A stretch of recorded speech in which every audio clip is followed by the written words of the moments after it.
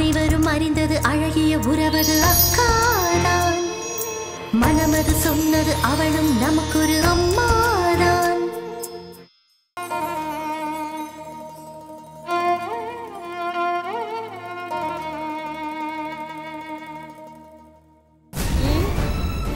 சொல்லுடி சொல்லுடி, உன் மனசுல இருக்கிறது யாரு?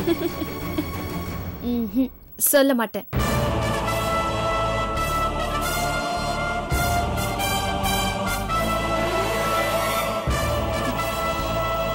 சீதா, என் கைய விடு. இப்பவே அவளை போய் கேள்வி கேட்டு அவமானப்படுத்த போறியா?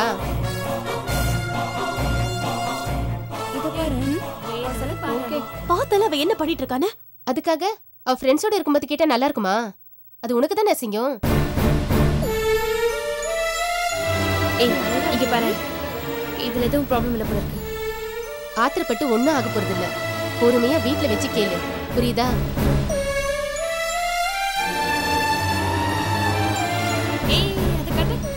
எனக்கு தெரிஞ்சு இது சைனா மேடுன்னு நினைக்கிறேன். எனக்கு பிடிச்சிருக்குடி. உனக்கு பிடிச்சிருக்கா? ஏய் கீதா, நீ தேடி வந்தது அங்க இருக்குடி. வாடி போலாம். வா. வாங்க அங்க போலாம், வாங்க.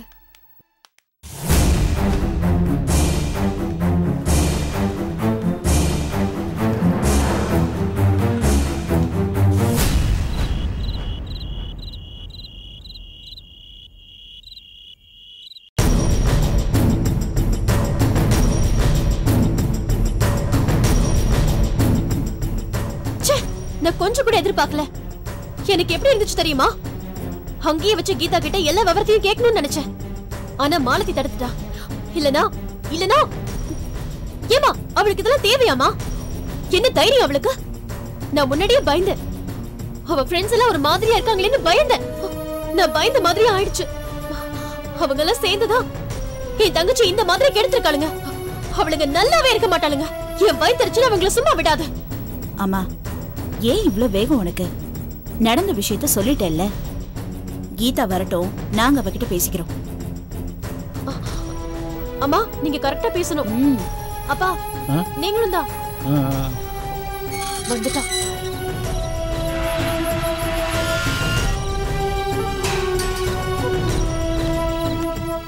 கீதா வந்துட்டா. கவனமா கேளுங்க.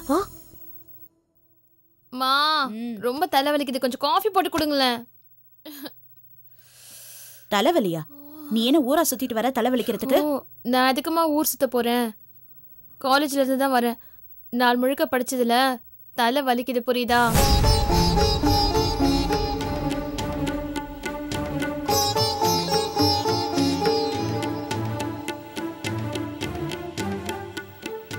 ஏமா, நான் உங்ககிட்ட சொன்னா ஏமா டேபிள் ஃபேன் மாதிரி நீங்க உடனே அக்காவை திரும்பி பாக்குறீங்க?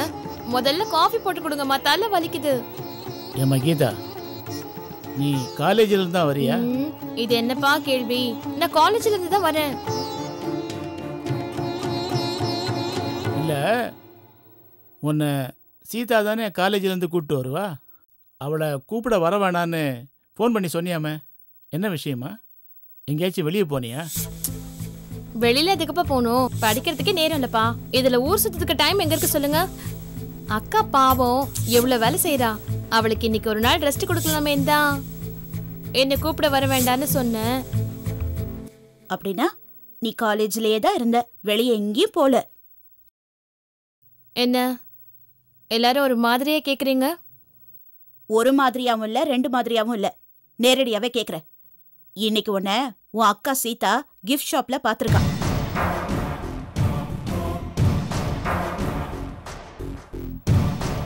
சொல்லு, கிஃப்ட் ஷாப்புக்கு எதுக்கு போன?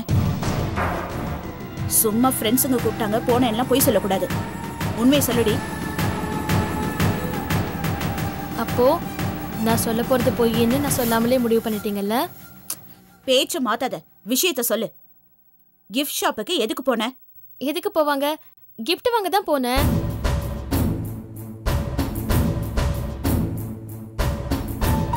யாருக்கடி வாங்க போன?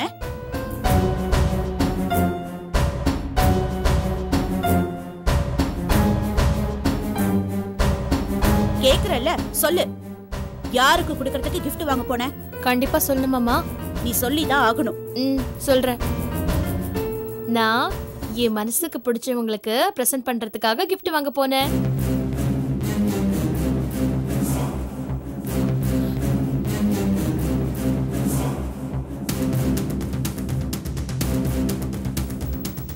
என் மனசுல இடம் பிடிச்சிருக்க அந்த அதிர்ஷ்டசாலிக்கு கொடுக்க தான் நான் கிஃப்ட் வாங்க போனேன்.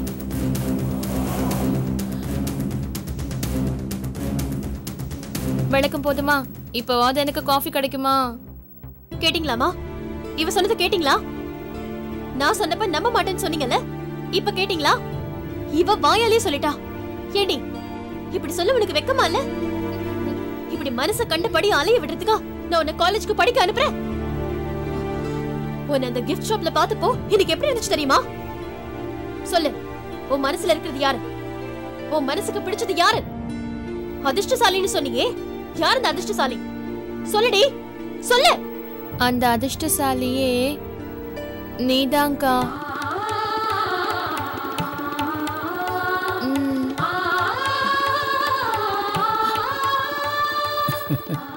என் மனசுல இருக்கிறது, என் மனசு பூரா நிறைஞ்சிருக்கிறது, என் மனசுக்கு பிடிச்ச அதிர்ஷ்டசாலி எல்லாமே நீதான்க்கா.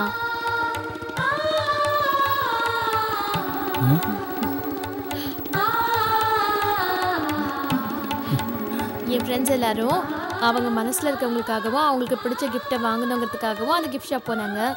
என் மனசு பூராவும் இருக்கிறது நீ மட்டும்தான்க்கா. நானும் உனக்கு கிஃப்ட் வாங்குறதுக்காக தான் கிஃப்ட் ஷாப் போனேன். கீதா, இது தெரியாம நான் என்னென்னமோ நினைச்சு என்னென்னமோ பேசிட்டேன். என்ன மன்னிச்சிடு. அனைவரும் அறிந்தது அழகிய உறவது அக்காதான்.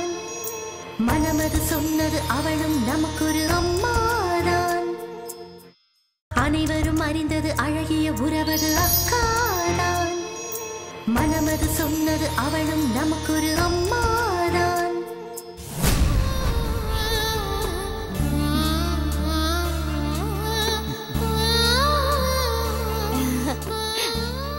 விடு, இதுக்காக என்கிட்ட பண்ணி பார்த்ததுலாம் கேட்டுக்கிட்டு.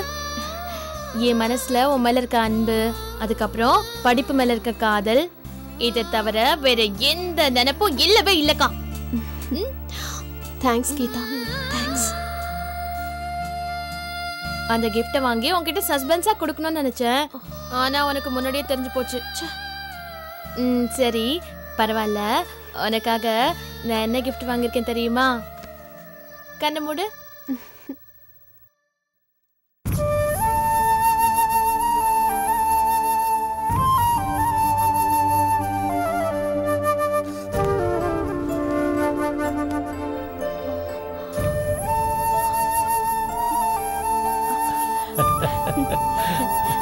இந்த பொம்மைய பாத்தியா? இது பொம்மை இல்ல. இத பாக்கும்போது சென்னையில நம்ம முதல்ல கால் எடுத்து வச்சப்போ உன் கையை பிடிச்சிட்டு நான் நடந்து வந்தானே, அந்த ஞாபகம் தான் வருது. இது நீ, இது நான்.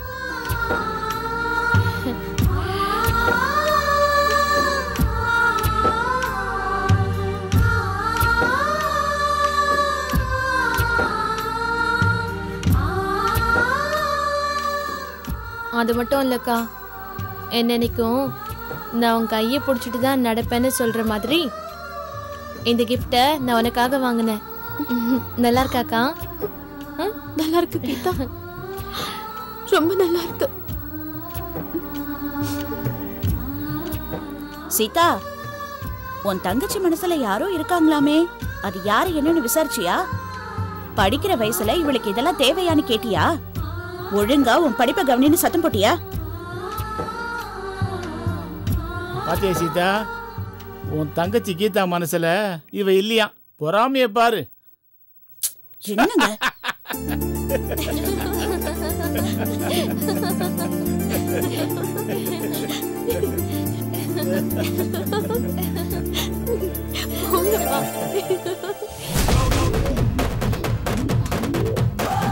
மாடி, எவ்ளோ பட்டு சேலைங்க, எவ்ளோ வெள்ளி சாமான்ங்க. இதெல்லாம் வித்து தின்னா கூட நம்ம தலைமுறைக்கு போதும். குடிச்சாலும் பிடிச்சோம் நல்ல பண்ணையார் வீட்டு புள்ளியும் கொம்பாதான் பிடிச்சிருக்கும். எல்லாரும் தூங்கி முழிக்கிறதுக்குள்ள எல்லாத்தையும் தூக்கிக்கிட்டு காலி பண்ணிட்டு எஸ்கேப் ஆயிடுறோம். என்னக்கா இன்னுமா இந்த பீரோ திறந்துட்டு இருக்க?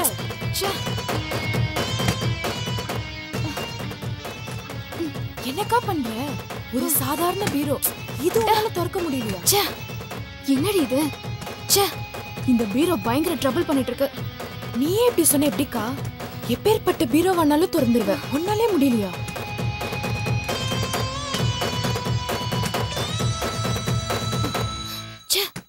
என்னடி என்ன பண்ணாலும் கொஞ்சம் கூட ஓபன் ஆகவே மாட்டேங்குது. டோர் ஓபன் பண்ணி ஆகணும்டி. என்ன இது? ஒரிஜினல் சாவி கொத்து மாதிரியே இருக்கு. இது என்ன கடவுள் கையா? விசாலாட்சியோட கை.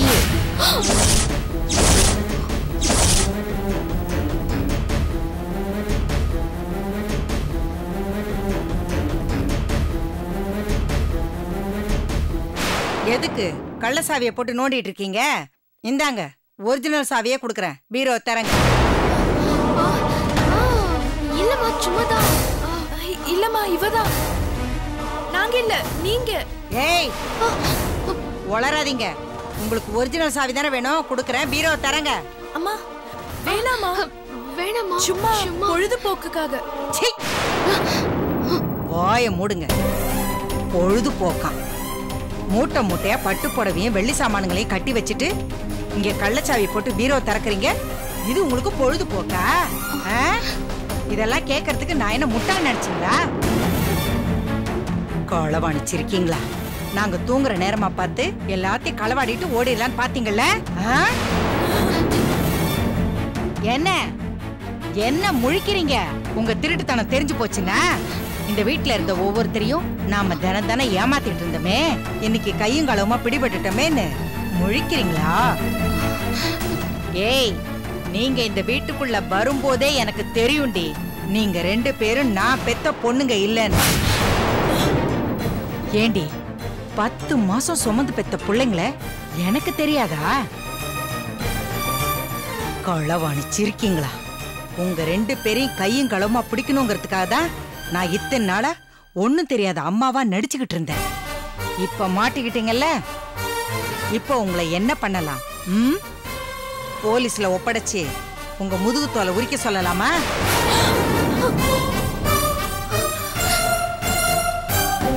வேணாமா வேணாமா வேண்டாமா, நாங்க எல்லாத்தையும் விட்டுட்டு போயிடுறோமா. நாங்க தெரியாம வந்து பண்ணிட்டோமா. ப்ளீஸ்மா ப்ளீஸ்மா. ஏய், இப்ப கதறி பிரயோஜனம் இல்ல. இந்த பயம் இந்த வீட்டுக்குள்ள டூப்ளிகேட் பொண்ணுங்களா நுழைஞ்சிங்களே அப்ப இருந்திருக்கணும்.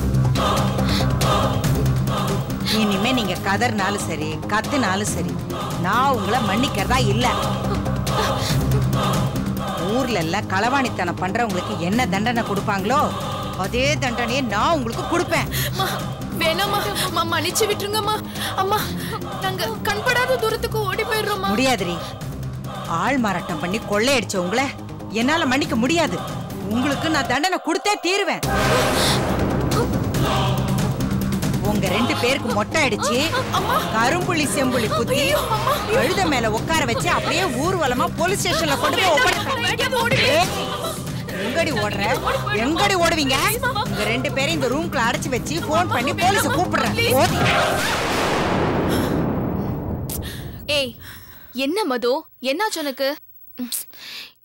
ஏண்டி என்னடி ஆச்சு? ஏதாவது கனவு கண்டியா? அப்படின்னா இவ்வளவு நேரம் நான் கண்டது கனவா? என்ன கனவு கண்ட? ஏன் இப்படி கத்துன?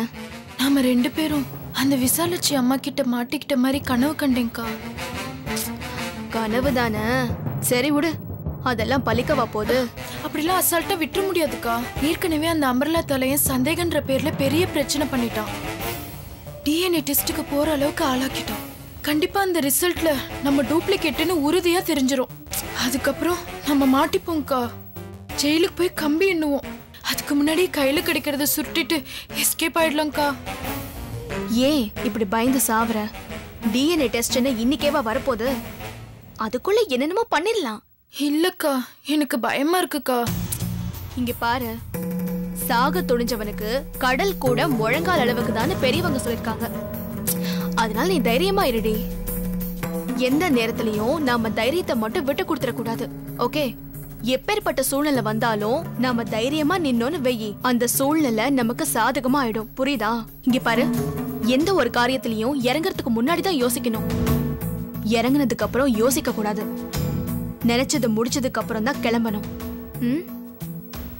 சரி, பயப்படாம படு. அக்கா இல்லக்கா, நான் சொல்றேன்ல, நீ படு.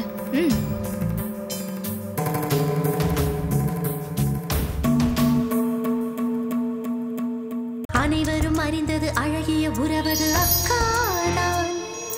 மனமது சொன்னது அவளும் நமக்கொரு அம்மாதான். அனைவரும் அறிந்தது அழகிய உறவது அக்காதான். மனமது சொன்னது அவளும் நமக்கொரு அம்மாதான்.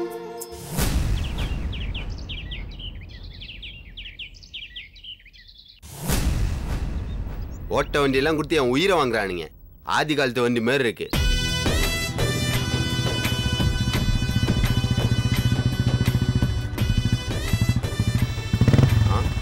வாப்பாருண்ணே, வண்டியில என்ன பிரச்சனை?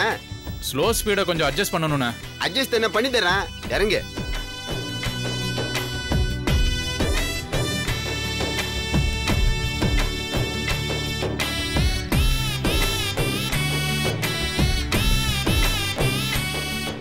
என்னண்ணே, முன்னெல்லாம் ஒர்க் ஷாப்ல 4-5 பேர் வேலை பார்ப்பாங்க, இப்ப வெறும் 2 பேர் தான் இருக்கீங்க. அது ஏன் தம்பி கேக்குறீங்க? பொங்கல்னு சொல்லிட்டு ஊருக்கு போனானுங்க, ஒரு பையனும் வரல, ஒரே ஒரு பையன் தான் வந்திருக்கான். அதனாலதான் ஒர்க் ஷாப்பே காத்தாடி போய் கிடக்குது தம்பி.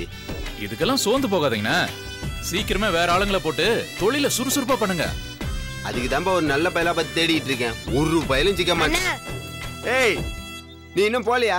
திரும்ப திரும்ப இங்க வந்து சுத்திட்டு இருக்க. என்னடா வேணும் உனக்கு? நான் எல்லா இடத்துலயும் வேலை கேட்டு பாத்துட்டேனா, எங்கேயுமே வேலை கிடைக்கலண்ணா. அதுக்காக உனக்கு நான் வேலை போட்டு தரணுமா? அதான் முதல்ல சொல்லிட்டேன்ல முடியாதுன்னு. இடத்த காலி பண்ணா. நான் அப்படிலாம் சொல்லாதீங்கண்ணா, என்ன வேலை சொன்னாலும் நான் செய்யறேண்ணா. நீ செய்வ, உனக்கு வேலை கொடுத்து என்ன உள்ள போக சொல்றியா? குழந்தை தொழிலாளருக்கு வேலை கொடுத்துன்னு சொல்லி என்ன உள்ள போட்டுருவாங்கடா. அப்படிலாம் நடக்காதுண்ணா, வேலை போட்டு கொடுங்கண்ணா. இங்க பாரு, உனக்கு வேலை எல்லாம் போட்டு தர முடியாது. வேணா 10 ரூபா தரம் வாங்கிட்டு ஓடி போயிடு. காசுலாம் வேணாண்ணா, வேலை ஒண்டி போட்டு கொடுங்கண்ணா. ஏன்டா இப்படி புடிவாதம் பிடிக்கிற? படிக்கிற வயசுல படிக்காம இப்படி வேலை செய்யறது தப்புப்பா. பேசாம போய் படிக்கிற வேலையை பாரு. சார், வயித்துல பசி இருக்கும்போது எப்படி சார் படிக்குது? எனக்கும் படிக்கணும்னு ஆசை, ஆனா சூழ்நிலை படிக்க முடியல சார். என்னப்பா இப்படி பெரிய மனுஷன் மாதிரி பேசிட்டு இருக்க? உங்க அப்பா அம்மா யாரு சொல்லு, நான் அவங்க கிட்ட சொல்லி உன்னை படிக்க வைக்கிறேன். அதெல்லாம் ஆகாத வேலை சார், உங்களால முடிஞ்சா ஒரு வேலை போட்டு கொடுங்க சார். இங்க பாரு தம்பி, நீ வேலைக்கு போறதுக்கு இன்னும் வயசு இருக்கு, சரியா? இந்த வயசுல நீ வேலைக்கு போகணும்னு நினைக்கிறது ரொம்ப தப்பு. உனக்கு யாராச்சும் வேலை போட்டு கொடுத்தாங்கன்னு வச்சுக்க, அதுவும் சட்டப்படி தப்பு, புரிஞ்சுதா? அப்ப எங்க அம்மாவையும் அக்காவையும் காப்பாத்த முடியாதா? என்னப்பா சொல்ற? இந்த வயசுல அவங்க தானே உன்னை படிக்க வைக்கணும், நீ என்னடானா அவங்கள காப்பாத்தணுங்கிற? சார், இத்தனை நாளா வேலைக்கு போய் எங்க அம்மா தான் சார் படிக்க வச்சாங்க. ஆனா இப்ப எங்க அம்மாக்கு வேலை தரமாட்டேன்னு சொல்லிட்டாங்க சார். அதான் படிப்பு நிறுத்திட்டு வேலை தேடிட்டுங்க சார். டேய், நீ ஏன்டா படிப்பு நிப்பாட்டிட்டு வேலைக்கு வரணும்? உன் அப்பா என்ன பண்றாரு? எங்க அப்பா இல்ல சார், இறந்து போயிட்டாரு.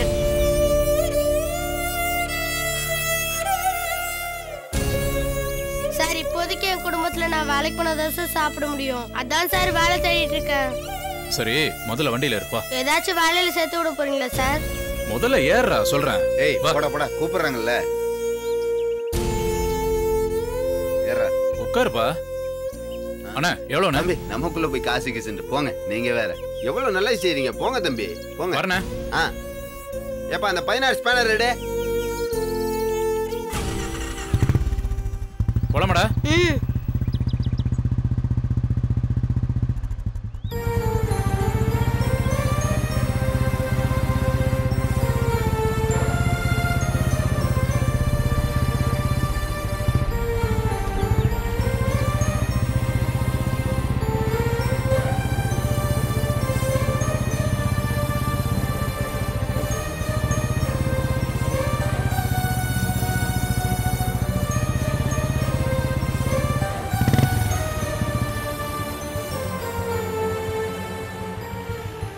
இறங்குப்பா. சார், என்ன சார் ஹோட்டல் வேலையா? எல்லாம் எடுக்கணுமா இல்ல கழுவணுமா சார்? எது வேணா செய்யறேன் சார், எப்படியா சேர்த்து விட்டுருங்க சார். டேய், உன்னை வேலைக்கு சேர்த்து விட கூட்டிட்டு வரல, நேரமாச்சுல, அதான் சாப்பிட கூட்டிட்டு வந்தேன். சாப்பாடுலாம் வேணாம் சார். ஏன்டா உனக்கு பசிக்கலையா? பசி இருக்கு சார், ஆனா சாப்பாடு வேணாம் சார். என்னடா பழையபடி நான் படிக்க போல எனக்கு வேலை வாங்கி தாங்க அப்படின்னு சொல்ல போறியா? வா சாப்பிடலாம் முதல்ல.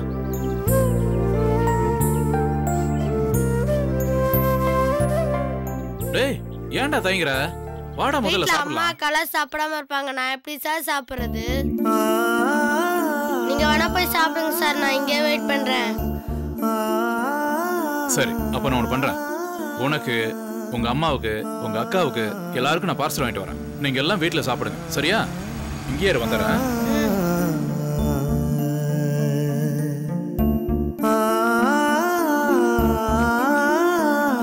இந்தா வா. Thanks sir.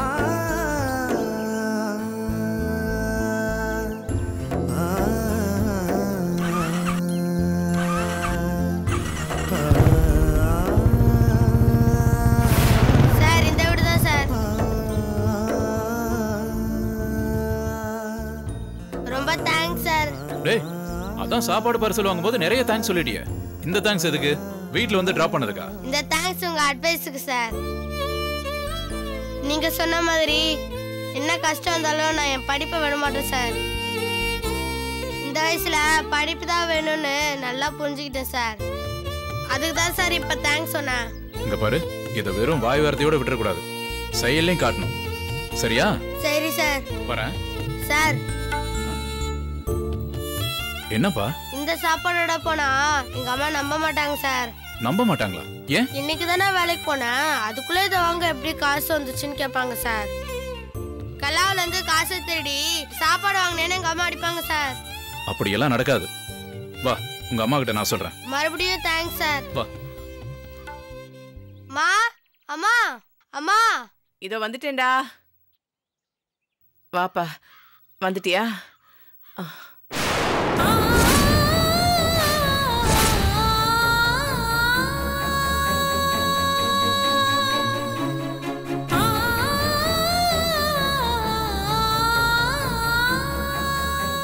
அம்மா இந்த சார் ரொம்ப நல்லவருமா.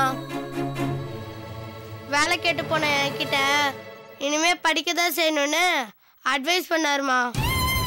சாப்பாடுலாம் வாங்கி கொடுத்தாங்க. சாப்பாடா? எதுக்கு? நான் தான் வீட்டுல சமையல் பண்ணி வச்சிருக்கேன்ல. இத பாருப்பா, அவன் ஏதோ தெரியாம உங்ககிட்ட கேட்டுட்டான் போல இருக்கு. இனிமே அப்படிலாம் கேட்க மாட்டான். நீ வாங்கி கொடுத்ததை எடுத்துட்டு போ. பரவாயில்லம்மா, வீட்டுல கஷ்டம்னு தான் சுந்தர் இன்னைக்கு வந்து ஒர்க் ஷாப்ல வேலை கேட்டான். அப்பவே நான் தெரிஞ்சுக்கிட்டேன் வீட்டு நிலவரம் என்னன்னு. அதனால நீங்க எதையும் மனசுல வச்சுக்காம சாப்பிடுங்கம்மா. வேலை தானே கேட்டான், சாப்பாடு கேட்கல. எங்களுக்கு யாரும் ஓசியில சாப்பாடு போட வேண்டாம். இது எவ்வளவு ஆச்சுன்னு சொல்லு. ஏ சாந்தி, கடுகு டப்பால காசு இருக்கு, போய் எடுத்துட்டு வந்து காசு அவங்கிட்ட கொடு. அம்மா ப்ளீஸ்மா, இங்க என்ன இருக்கு என்ன இல்லைன்னு எனக்கு தெரிஞ்சிருச்சுமா. போய் சாப்பிடுங்கம்மா. சுந்தர் அப்பவே பசிக்குதுண்ணா. அம்மா ரொம்ப நேரமா பசிக்குதுமா, சாப்பிடலாமா? போய மூடு. உன்னை பார்த்த உடனே நீ யாருன்னு எனக்கு தெரிஞ்சிருச்சுடா. என் பிள்ளைங்க முன்னால அதை நான் காட்டிக்க வேண்டாம்னு நினைச்சேன். மரியாதையா இங்க இருந்து போயிடு. அம்மா, உங்களோட இந்த கஷ்ட நிலைமைக்கு காரணம் நான் தான். உங்க வீட்டுக்காரர் ராமநாதன் சார லஞ்சம் வாங்கினாருன்னு புடிச்சு கொடுத்துட்டேன்.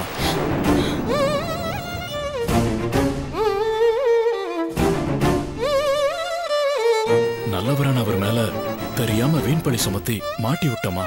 அதை நினைச்சு நான் தினம் தினம் வேதனைப்பட்டு இருக்கமா. போதுண்டா உன் வேதனை. எங்க குடும்பம் இந்த நிலைமைக்கு ஆளானதுக்கு காரணமே நீதானடா. யோகிய மாதிரி சாப்பாடு வாங்கி கொடுக்குற எங்களுக்கு போடா இங்க இருந்து.